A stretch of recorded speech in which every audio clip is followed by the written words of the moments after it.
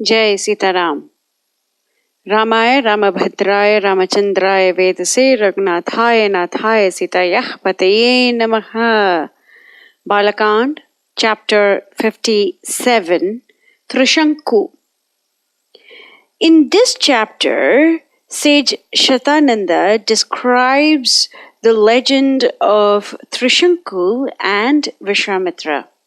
Trishanku is very important because he was one of the ancestors of Lord Rama, and he wanted to enter the heavenly planets in his current material body. This saga continues on to the next couple of chapters as well, and let's go through Trishanku's wish one by one. Verses 1 and 2. ततः संतप्त हृदय स्मरन् निग्रहम् आत्मनः विनिश्वस्य कृतवैरो महात्मना सदक्षिणां दिशं गत्वा महिष्या सह राघव तताप परमं घोरं विश्वामित्रो महातपाः फलमूल अर्शनो दान्ते चचार महत्तपः. Visvamitra, out of his great conceit that filled his heart, sought enmity with the all-powerful Vasistha and fastened a quarrel upon him, and he was amply rewarded for his pains. The memory of his defeat was burnt into his heart in letters of fire, and hot sighs broke from it as fierce flames from the bowels of the earth. He betook himself to the south, and his wife along with him, and there in the dark solitudes of the forest did he carry on a course of stern tapas, wild roots and fruits his only food, and his rebellious senses well under restraint. Verse 3. Atha asya jagnire putraha satti dharma parayanaha Havishyanda Madhushyanda Dridhanetra and Maharatha. And to him were born sons of righteous lives and straight speech, Havishyanda, Madhushyanda, Dridhanetra and Maharatha. Verses 4 and 5. Purne varshe sahasre tu Brahma loka pitamaha abravit madhuram vakyam Visvamitram tapodhanam. Jita Rajarishi lokah te tapasa kushika atmaja. 1,000 years passed over his head, and at the end of it, Brahma, the grandsire of the worlds, stood before him and in accents sweet and mild addressed the royal ascetic. O son of Gadhi, thy tapas has won for thee the bright regions of the Rajarishis. Verse 6. Anena tapasa tvam hi Rajarishir iti vidmahe evam uktva mahateja jagama saha daivateh. Trivishtapam brahmalokam lokanam parama ishvaraha. For now thou holdest the proud rank of a Rajarishi. He spoke and went back to his glorious seat on high and the attendant gods along with him. So from being a king, Visvamitra conducted thousands of years of austerities and obtained celestial weapons from Lord Shiva. He exhausted them against Sage Vasistha. Then, after suffering defeat at the hands of Sage Vasistha, he conducted penances for thousands of years and obtained the status of a Rajarishi. However, the status of a Rajarishi was not what he wanted. He wanted to be a Brahmana. So, Visvamitra is understandably very disappointed. Verse 7. Visvamitra api tat shrutva hriya kinchit avanmukah dukkena mahata avishta sa manyuh idam abravit. But Visvamitra hung his head in sore grief and shame. Verse 8. Tapaha cha sumahat Pravyuttam Rajarishir iti mam viduhu Devaha sa rishi gana sarve nasti manye tapah phalam.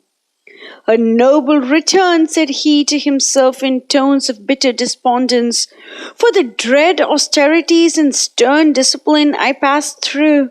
A Rajarishi am I. So said the Great One, and the gods and the sages confirmed it. I have toiled hard and to no purpose. Verse 9. Evam nishchitya manasa bhuya eva mahatapah tapah chachara kakutsta paramam parama atmavan. So with an undaunted heart and never flagging energy did he resume his efforts. Verse 10. Etasmin eva kale tu satyavadi jita indriyah Trishanku iti vikhyata Ikshvaku kulavardhana.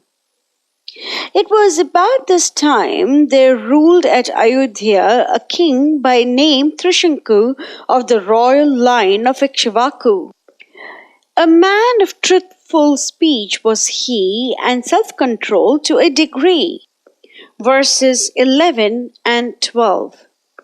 Tasya buddhihi sam utpanna yajeyam iti raghava gacheyam sva sharirena devanam paramam gatim.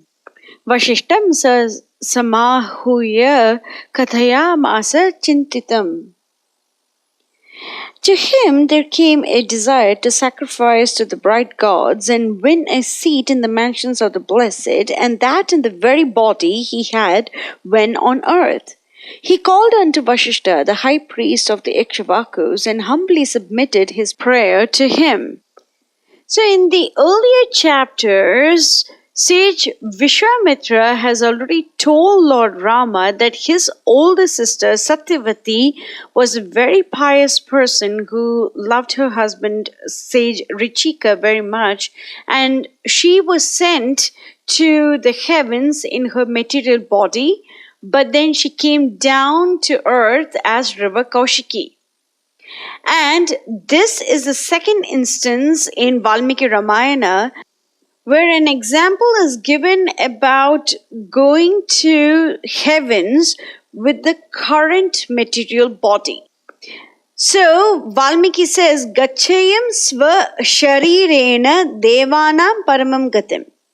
So, sva sharirena, that means the current material body, Gachayam, that means he wanted to go, devanam paramam gatim, in the lokas of the devatas. So we have the heavenly regions, we have the Bhumandala, and then we have the netherworld. The material bodies of all the Jivatmas in these lokas are all made up of the Panchabhutas, Bhumi, Apo, Anilo, Vayu, and Kham. And of course, mind, intelligence, and false ego. Because this is how bodies are made in this material universe. But the higher we go, the more ethereal we become, and the lower we go, more robust we become, more earthy we become. Even on earth, we can understand that a human being cannot swim as long as a fish, because we don't have the bodies of a fish. A fish cannot fly in the air like a bird. And therefore, even on earth, we see that there are multiple different species of Jivatmas who have particular bodies that are best suited for that environment. So, when even on earth there are multiple different types of bodies, imagine how difficult it is to go to the upper planetary systems in the current material body. It is very difficult. It is not impossible because we have already seen the example of Satyavati, Visvamitra's older sister, who was able to do so because of her piety and because of the affection that she had for her husband. She was very pious and therefore she was granted that position. But Trishanku, on the other hand, was not that pious. And this is what we are going to see In Vasishta's reply. By the way, this particular situation of going to the heavenly planets in the current material body happens a couple more times in Valmiki Ramayana. So the story of King Trishanku should stand as a benchmark for all the readers of Valmiki Ramayana to understand how difficult it is to go to the upper planetary systems in the current material body. Verse 13. Ashakyam iti cha api ukto vashishtena mahatmana प्रत्याख्यातो वशिष्ठेन स ययौ दक्षिणां दिशं ततः तत्कर्म सिद्धि अर्थं पुत्रान् तस्य गतो नृप. Impossible, said the Holy One, not that I am unable to conduct such a rite, nor that such a thing is impossible, for do not the Holy Scriptures say he attains the bright worlds of the gods and that in his body of flesh? But I have looked into the records of your past lives and I see there is nothing to ensure the probability of success for you. Desist from the rash resolve, I lay my orders upon you.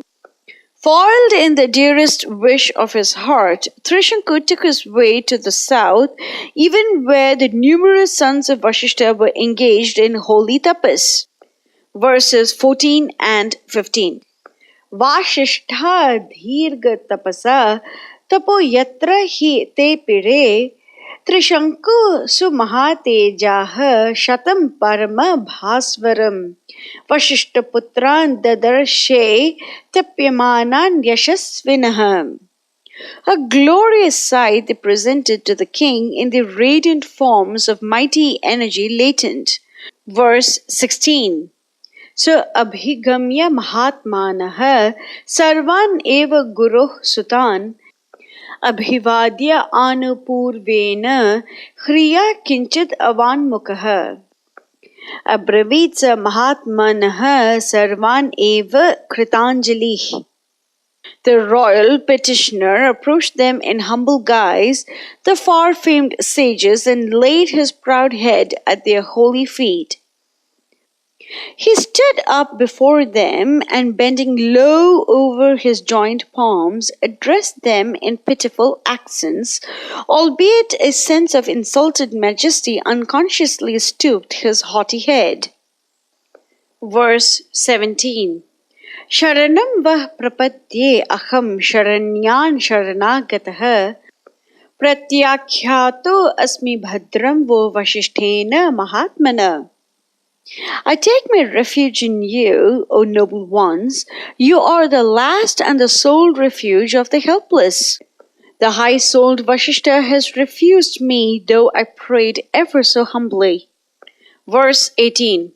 Yashtu kamo mahayajnam tad anugnatum arthatha guru putran aham sarvan namaskritya prasadaye. All glory be unto you.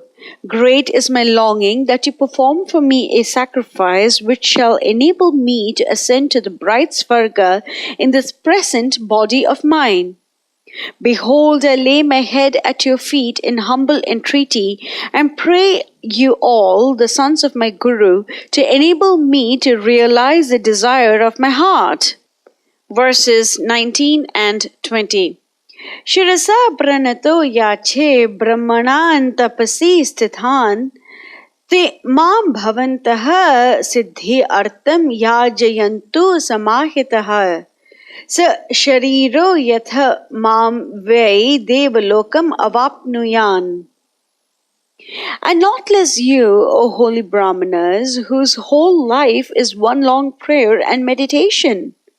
Bless me out of your noble hearts and assist at the sacrifice on which rest my hopes here and hereafter. Verse 21. Pratyakyato vashishtena gatim anyam tapodhana guruputran rite sarvan na aham pashyami kanchana.